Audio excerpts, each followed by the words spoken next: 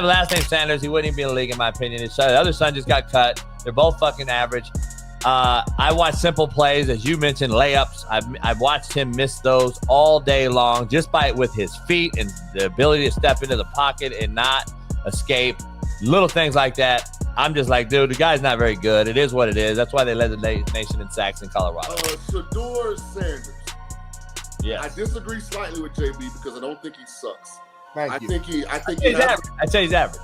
I think he has a skill set if he does everything right to be a good starter in this league.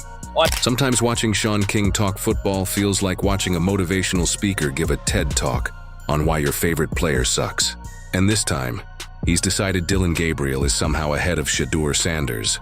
Like we've entered an alternate universe where logic took a vacation. Stick around, because we're diving into Shaun's galaxy brain breakdown that somehow turns stats, vibes, and pure chaos into a masterclass of football delusion. 97, do you think Shedeur is better than Gabriel, or does it not matter because our receivers can't catch and the scheme is bad?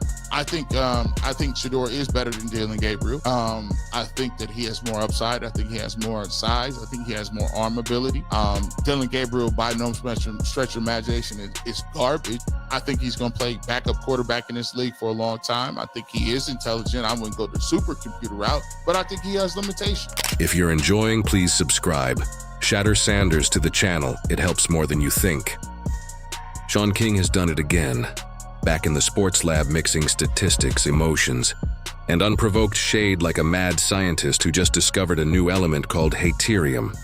And this time, he's decided Dillon Gabriel, of all people, is ahead of Shedeur Sanders. Oh, Shedeur, he's emotionally immature and he doesn't realize it yet.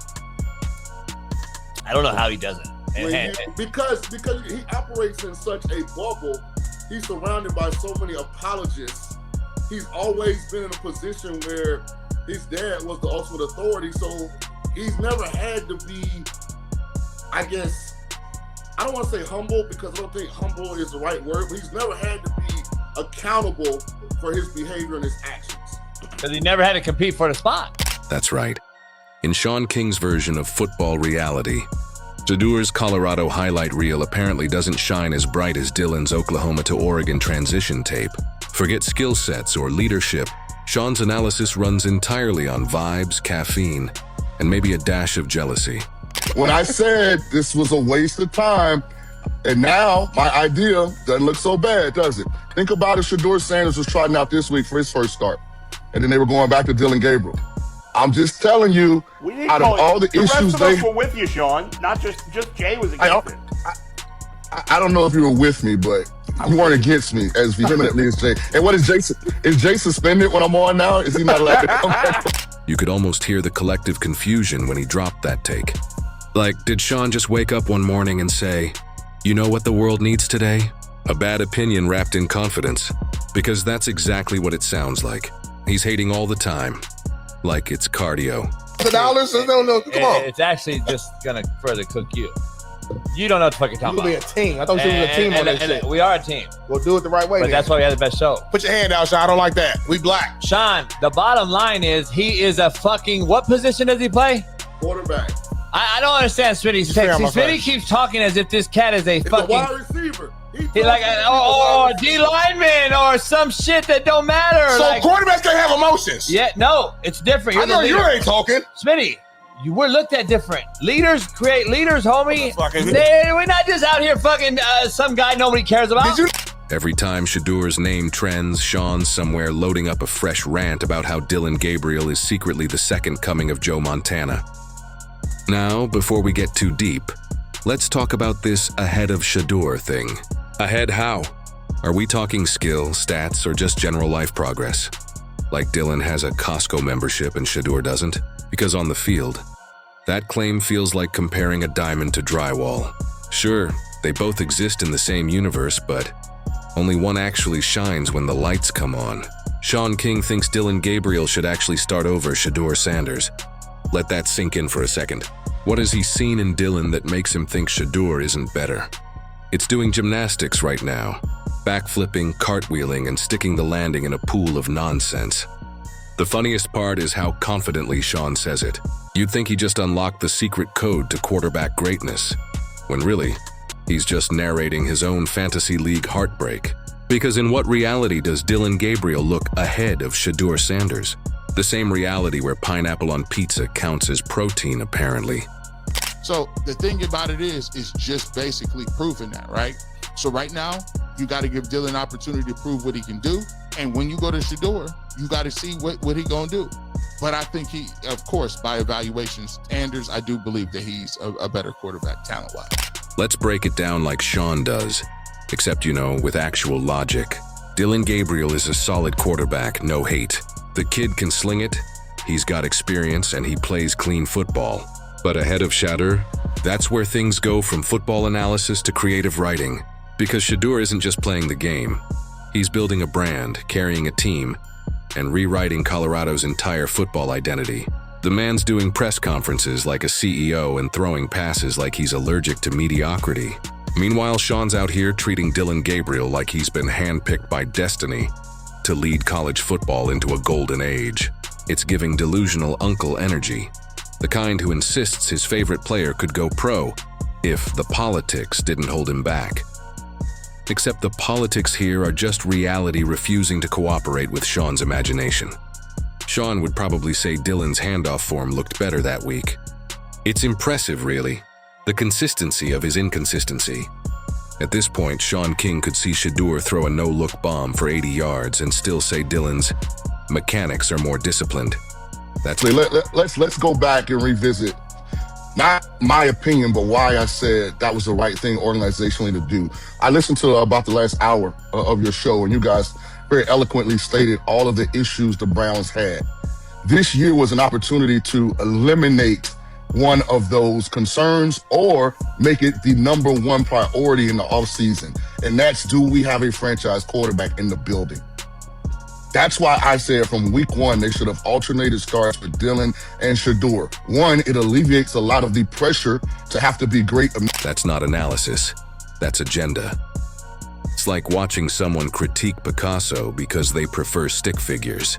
But let's not act like this is new behavior. Shaun's been living rent-free in the land of hot takes for years. The man's allergic to balance. He'll take a quarterback with one good game and start building him a Hall of Fame exhibit. Meanwhile, Shedeur could be out there dodging pressure like Neo in the Matrix. And Shaun would still find a way to call it inconsistent footwork. And look, everyone's entitled to their opinion, even the bad ones. But there's something almost poetic about how Shaun wraps bias in the illusion of expertise. He talks like he's breaking down film in a darkroom, when really, he's just recycling arguments from the land of misplaced confidence, whatever that means. Because apparently systems now exist just to make Shaun's points sound less ridiculous. Let's be honest, Shedeur Sanders is out here transforming Colorado football. Before him, the Buffaloes were basically an old VHS tape collecting dust. Now they're a primetime spectacle. I think Dillon Gabriel has this offense. He's in command of it. He's the one who they are trying to build this around, and Shedeur is going to continue to grow and develop in that role behind him. But you just talk to everybody around the organization, you see how he handles himself, you see how Coach Stefanski talks about Dillon Gabriel. You can tell they want to try and cultivate it, but you have to get the run game going. You have to make it easier on him. You have to stay ahead of the sticks, and today a lot of drop balls, in addition to some overthrows and behind throws, but he's the guy that they want to build around, I think, and that conversation is always going to be there because of who Shedeur is and what he did in college. His presence turned the entire program into a movement. But according to Shaun, Dillon Gabriel, the same guy who's been in college longer than most Marvel phases, is somehow ahead. Ahead in what, mileage? Because if this were a car comparison, Dillon's odometer would be blinking maintenance required. The comedy writes itself. Shaun talks about Gabriel like he's the prototype for what quarterbacks should be, while ignoring that Shedeur's playing against better defenses. In higher pressure situations, with the weight of an entire media circus on his shoulders, Dillon's playing good football, but Shedeur's playing meaningful football. And that's the difference Shaun refuses to acknowledge.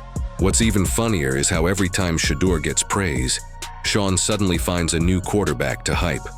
Because if he actually sat down and compared the tape, he'd see Shedeur making NFL caliber throws, while Dillon's playing like a guy still trying to remember what down it is. But no, Shaun's got to keep the hot take machine running. Shaun's obsession with Dillon Gabriel feels less like football commentary and more like performance art. He's not trying to be right. He's trying to be loud. Time we talked, you said something about on the lines that using an offensive line or having a terrible offensive line is an excuse that shouldn't be used. It's a crutch. Correct. Absolutely. Even looking at what's going on right now with the Cleveland Browns and Dillon Gabriel getting lit up and Joe Flacco getting lit up, you still feel that way about this offense that you cannot just all put it on the offensive line. Absolutely. And here's why. Name one quarterback in a game you watched this past weekend in the National Football League that wasn't under duress at least 35-40% of the time. Yeah. Just name one. And in the age of social media, loud often wins.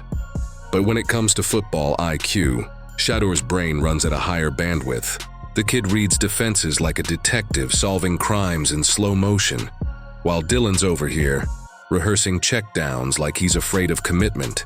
Shaun King's logic has entered the chat. Experience over excellence, which would make sense if this were a retirement ceremony, not a football season. Dillon's experience is valuable, sure, but Shedeur's raw talent, vision, and composure are what separate future pros from collegiate placeholders. And yet Shaun treats seniority like it's the only stat that matters, as if years played automatically equal greatness. Empty numbers. Dillon throws for 220, efficient performance. It's bias dressed in business casual. And don't even get started on the leadership argument. Shedeur's literally the backbone of his team, the face of the program. The guy has teammates who'd run through walls for him. Dillon, meanwhile, just transferred schools like he's chasing better Wi-Fi. But in Shaun's world, that's adaptability. Sure, and a raccoon digging through trash is resourceful. And that's because this is a massive talking point, bruh. He completed 13 passes for 116 yards, and mind you, at one point in the third quarter, it was 55 yards. What do y'all want the people to say? We beat a really bad Dolphins team. It's not about what the Browns did and what the Browns executed, the Browns coaching did, what the Browns quarterback did. It's about none of that. It's simply about how bad the Miami Dolphins team was, and we capitalized beating a bad team with our great defense and our great running back. At the end of the day, we've seen enough. We've seen 3-4 games full of Dillon Gabriel, and we all can agree. Shaun's football universe operates on alternate rules. If Shedeur shows confidence, it's arrogance. If Dillon shows the same thing, it's poise. The double standard's so obvious it could get its own documentary. And you just know Shaun would volunteer to narrate it. The funniest part? Even when Shedeur wins, Shaun moves the goalposts like he's training for the Olympics. Yeah, he played great, but look at Dillon's pocket awareness. Pocket awareness? Brother, Shedeur's been playing behind an offensive line that leaks more than a broken faucet and still finds ways to deliver. Meanwhile, Dillon's got protection so clean he could set up a dinner table back there. And he's still tossing the occasional interception buffet. It's not even about hating Dillon Gabriel. The guy's good. Every time Shedeur shines, Shaun retreats into his lab, scribbling new theories about why Dillon still holds the imaginary lead. Maybe next week he'll say Dillon ties his cleats better, or that his handshakes are more NFL ready. Because once you commit to the bit, you can't stop. You just double down until it becomes comedy. Think of me when you hear these headlines about Shedeur Sanders coming in the coming weeks. Ready? Shedeur had a great week of practice. Things are starting to click for him. The narrative is going to be twisted that the Browns are crafting a quarterback that is going to outperform what they've currently seen this year from Joe Flacco and Dillon Gabriel, which, by the way, this is my tweet. Dillon Gabriel, bottom 3 since the start of 2020 on Sunday in yards per attempt and sack rate for quarterbacks to drop back and throw it at least 50 times. Sack rate! That's what everyone gets on Shedeur Sanders around! At some point, you've got to wonder if Shaun even believes his own takes, or if he's just allergic to giving Deion Sanders' kid any flowers. Because no matter what Shedeur does, Shaun always finds the shadow instead of the shine. It's become his brand, hating all the time, turning football analysis into a full contact sport of its own. But here's the kicker. Every time Shaun pushes this Dillon over Shedeur narrative, it just makes Shedeur's success even louder. Because the more people doubt him, the more he delivers. The kid thrives under pressure. It's like he collects hate comments and converts them into passing yards. Meanwhile, Dillon Gabriel's doing his thing. Quiet, efficient, and respectable, but without that same spotlight. And that's fine. Not everyone needs to be prime time. Shaun King doesn't just double down. He builds a casino on bad takes and invites the internet to watch. He's the kind of guy who would look at Shedeur's highlight reel, shrug, and say, "Yeah, but Dillon's footwork in week 2 was elite." The irony is that Shedeur doesn't even need to respond. His gameplay is the answer. Every completion, every comeback drive, every clutch throw is a quiet shut up to every analyst pretending not to see it. And Shaun King? He's too busy constructing new talking points to notice the scoreboard. I don't think they close though. Like, it got so bad, I had to go back to watch Oregon, right? Just to make sure I wasn't tripping. I watched Oregon and I watched Shedeur. Nobody can tell me that he's better than Shedeur. You can't tell me that. Not Shedeur's You cannot better. tell me that. Not Shedeur's better. You can't tell me that. No. I watched enough tape and I watched enough football and I know enough to see. When I watch these two dudes, I'll probably watch over 20 games. Just to make sure I wasn't tripping. There's no way nobody that watched both of their films would say he's better than Shedeur. Can't do it. But is it fair? Is what I just... Eventually, this pattern gets exhausting. Every week the same song, Shaun finds a new reason to downplay Shedeur. Fans argue in the comments, and Dillon Gabriel gets dragged into a comparison he didn't even ask for. And when Shedeur eventually proves every one of them wrong, when he steps into the NFL spotlight and starts silencing doubters for good, Shaun's going to have to find a new target. Maybe then Dillon Gabriel will finally be free from being used as a prop in someone else's argument. Until then, Shaun's gonna keep doing what he does best. Overanalyzing, underrating, and sprinkling his signature seasoning of misplaced confidence. Because for him, being right isn't the goal and being heard is. And that right there is the beauty of it all.